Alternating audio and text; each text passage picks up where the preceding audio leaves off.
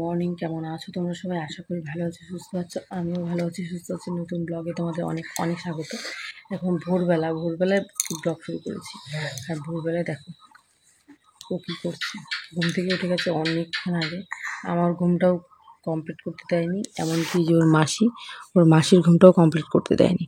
এখন উঠে ও পা নাড়াচ্ছে, দেখো শুয়ে শুয়ে দুষ্টুমি করছে। দুষ্টুমি ভোরবেলায় উঠে পড়ে দুষ্টুমি।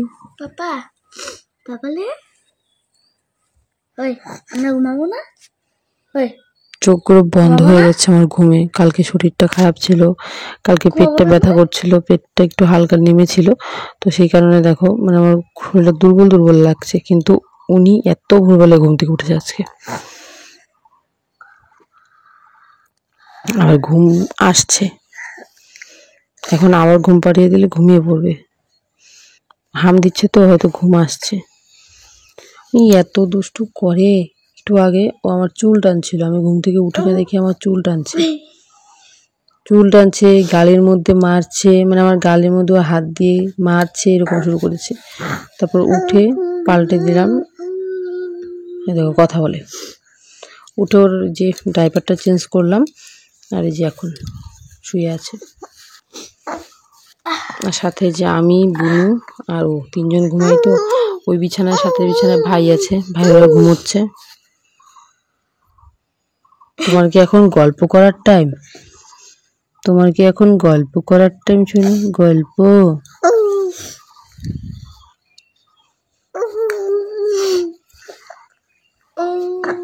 দুষ্টু হয়েছে, সেই দুষ্টু।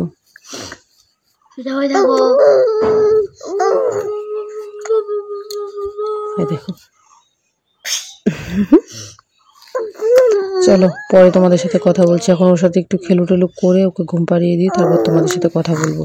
সকালে এরকম কমেন্টগুলো আমার কাছে কিন্তু আসছে, তো আমি সেই কমেন্ট থেকেই কিছু কথা তোমাদের আমি এখন বলতে চাই। জানো, সেদিনও একটা কমেন্ট এসেছে, নাম হচ্ছে কি পূজা, একটা কী যেন নাম, কি উর্গাল পূজা নাকি কী নাম। আমি তোমাদের কাছে দেখাবো, অবশ্যই তোমরা দেখো। তারপরে যে ফটো দুটো দেখা যাচ্ছে, ফটো দুটো তোমরা দেখো। আচ্ছা, তোমার কি মনে হয় যে এই মেয়েটা, এই ছেলেটা আমাকে চেনে?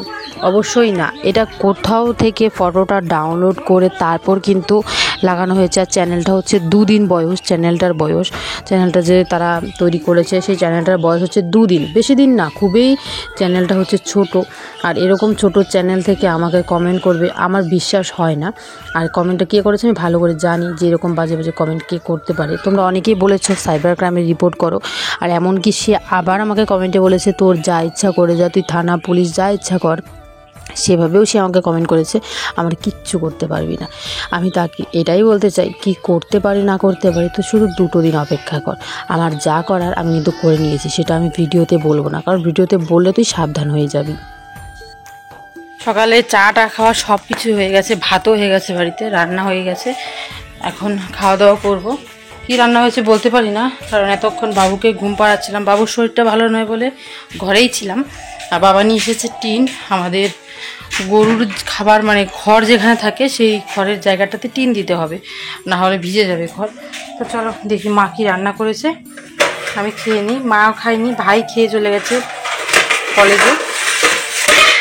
এখন আমি খাওয়া দাওয়া করবো। বাবাও বাজার থেকে এসে গেছে, সবে মাত্র এসেছে তো একটু পর খাবে। তো ভাবলাম আমি খেয়ে নেই, বাবুর শরীরটা তো ভালো না, কালকে থেকে অনেক দিন থেকে খেতে ইচ্ছা করছে।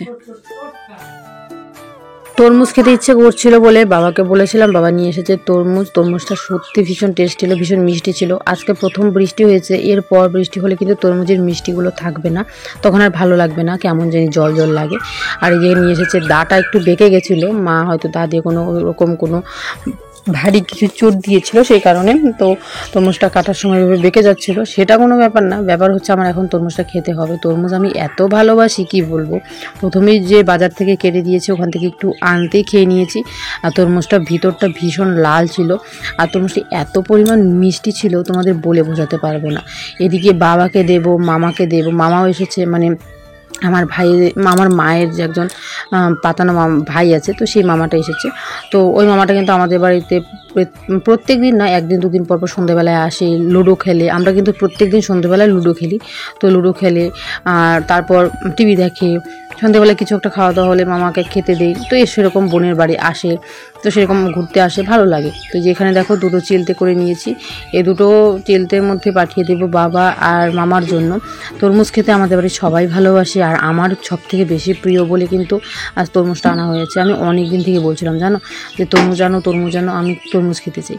তো সত্যি আজকে আনা হয়েছে। তো চলো এখান থেকে মামা আর বাবার জন্য পাঠিয়ে দিয়েছি, যে মা নিয়ে যাচ্ছে মামা আর বাবার জন্য। আর আমার পুচকু হচ্ছে কিন্তু বাবার কোলে, এত দুষ্টু করছে বলে বোঝাতে পারবো না। আর ওকে আমি দিনের বেলা বেশিরভাগ খালি গায়ে রাখি, কারণ সব সময় দেখবে বাচ্চাদের মানে শরীরে একটু রোদ লাগাতে হয়। তো আমি দিনের বেলা খালি গায়ে রাখি, মাঝে মধ্যে প্যান্ট খুলেও রাখি, কারণ ছেলে মানুষ না, একটু রাখতে হয় নাকি। অনেকেই বলে যে সবসময় প্যান্ট পরিয়ে রাখবি না। তো এখানে সবাই তরমুজ খাচ্ছে আর বলছে তরমুজটা ভীষণ টেস্টি। সত্যি তরমুজটা ভীষণ মিষ্টি ছিল। আর এখন আমিও খেয়ে নিচ্ছি। প্রথম একটু আমি খেয়েই নিয়েছি, এতটা টেস্টি তরমুজ। আর আমার এসব জিনিস সামনে থাকলে আমি লোভ সামলাতে পারি না। পেছন দিকে তোমরা লক্ষ্য করো, মা তরমুজ খাচ্ছে আর বাবু কীভাবে দেখছে, ওর যেন মনে হচ্ছে ও খেয়ে নেবে এরকম ভাব। সত্যি যে কোনো খাবার দিকে ও এখন মানে খেতে চায়, ধরতে চায়, এরকম জিনিসগুলোও চায়। আর মা বলছিল যে তোকে তো দেওয়া যাবে না, আর এদিকে বুনু খাচ্ছে। আর সত্যি বুনু প্রথম তরমুজটা খেয়ে বলো দিদি এতটা মিষ্টি, সত্যি দারুণ ছিল। এরকম তরমুজ খেতে আমি খুব ভালোবাসি, মানে একদম মিষ্টি মিষ্টি থাকবে, লাল টকটকা থাকবে, দারুণ লাগে খেতে। তো চলো এখন হাতের কাজ আছে সেগুলো করব। এদিকে ছেলে স্নান কমপ্লিট, ছেলেকে স্নান করিয়ে একদম টিপটাপ করে সাজিয়ে গুছিয়ে ঘুম পাড়িয়ে দিয়েছি। এই যে ও এখানে এখন ঘুমোচ্ছে। উপরে আমার নাইটিটা দিয়ে ঢাকা দিয়ে দিয়েছি, তার উপরে ফ্যান চালিয়ে দিয়েছি, তার কারণ প্রচুর গরম। এখন ঘরদোরগুলো ভালো করে ঝাড় দেবো, পরিষ্কার করব। আর বাবুর দুটো ড্রেস আছে, যেটা পরা ছিল আজকে সেটাই ধুয়ে দিতে হবে। তো চলো আগে ঘরদোরগুলো ঝাড় দিয়ে পরিষ্কার করি। বাড়িতে এসেছিল লোক, ও কিছুক্ষণ আগে আবার ঘুমিয়েছিল স্নানের আগে। তো তারপরে এই বিছানাটার গোছানো হয়নি, এটাকে একটু ভিটফাট করে গুছিয়ে রাখবো। বাচ্চা কাচ্চা থাকলে না বিছানাপত্র না একদমই গোছানো হয় না। তবুও চেষ্টা করি, তার সাথে সাথে আমার মায়ের সাথেও তো একটু কাজ টাজ করে দিতে হয়। কালকে জায়গাটাকে সুন্দরভাবে গুছিয়ে রেখেছি, আর আজ এই অবস্থা দেখো। বলতে বলতে ওইদিকে শব্দ এসে চলে এসেছে, কান্না করছে। তারা ওকে আবার একটু ঘুম পাড়িয়ে দিয়ে আসছি। ঘরগুলোকে পরিষ্কার করে নিয়েছি ঝাড়টা দিয়ে, এখন চলে এসেছি উঠানটাকে ঝাড় দিয়ে পরিষ্কার করে তাড়াতাড়ি করে স্নান করতে হবে। বাবু তো ঘুমিয়েছে, কখন আবার উঠে পড়ে ওর বলা মুশকিল। ছোটো মানুষ না, মানে এই ঘুমোয় এই উঠে পড়ে সেরকম। খড়গুলো গরুর ঘরে ঢুকিয়ে রেখে দিলাম। আর এই যে এখন শুধু এই যে উঠানটা ঝাড় দেবো, জায়গা ঝাড় দিলেই কমপ্লিট। সকালবেলা তো পুরো বাড়িটা ঝাড় দিয়েছি, সামনা পিছন সব। আর এখন আর এতটা দেবো না, এখন শুধু মাঝখানে উঠানটা দিয়ে ঘরটাকে একটু মুছবো। অনেক কদিন হয়ে গেছে ঘরটাকে ঠিকঠাক করে মোছাও হয় না, টাইমও পাই না। তো চলো জায়গাটাকে ভালো করে পরিষ্কার করে নিই। মা ওইদিকে আমাদের কিছু খড়ি, আমাদের এই যে সামনে জমিতে কিছু খড়ি মানে কেটে শুকোতে দিয়েছিল, সেই খড়িগুলো আনতে গেছে। কিছু করে খড়ি নিয়ে আসবে, কারণ আমরা তো সবসময় উনুনে রান্না করি, তো সেই খড়িগুলো লাগবে।